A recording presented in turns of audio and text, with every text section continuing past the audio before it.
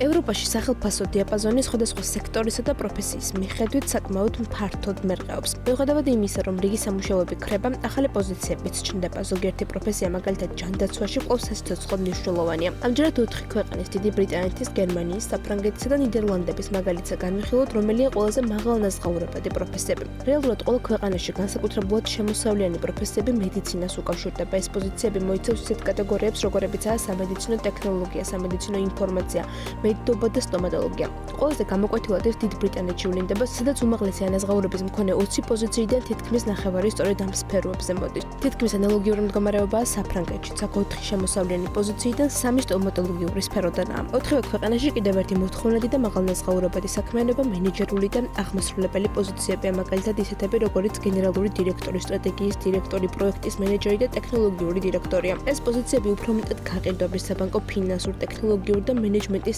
სექტორებში გვხვდება, რაც იმაზე მიუთითებს, რომ ლიდერული პოზიციები თითქმის ყველა ინდუსტრიაში განსაკუთრებულად შემოსავლიანია. შემდეგი არის ტექნოლოგიები და IT სფერო, მაგალითად ისეთი პოზიციები, როგორც პროგრამული უზრუნველყოფის ინჟინერი, მონაცემთა ინჟინერი, SAP კონსულტანტია. ეს პროფესიები გამორჩეულად შემოსავლიანია გერმანიასა და ნიდერლანდებში. IT სექტორის სხვა როლები კი, როგორიცაა ინფორმაციული დიზაინი, ტექნიკური მხარდაჭერა და უსაფრთხოება, ასევე კარგად ანაზღაურებადია. გაყიდვები და ბიზნესის განვითარება. მიუხედავად იმისა, რომ დაწყებითი დონის გაყიდვების პოზიციები ნაკლებად შემოსავლიანია, უფროსი პოზიციები, მაგალითად გაყიდვების დირექტორი, გაყიდვების ხელმძღვანელი და კორპორაციული კლიენტების მენეჯერი მაღალი ანაზღაურებით გამოირჩევა. გერმანიასა და ნიდერლანდებში ამ პროფესიით დასაქმებულების შემოსავალი ტექნოლოგიური და მენეჯერული პოზიციების ანაზღაურებასაც უტოლდება და იურიდიული, საგადასახადო და ფინანსური სფეროები, საგადასახადო დირექტორი, შრომითი სამართლის ადვოკატი და ფინანსური მენეჯერი. ეს პოზიციები გერმანიასა და დიდ ბრიტანეთში საკმაოდ მაღალი შემოსავლით გამოირჩევიან და ისეთ პროფესიულ ჯგუფებს მოიცავენ, როგორც იურიდიული, საბუღალტრო და საბანკო სფეროებია.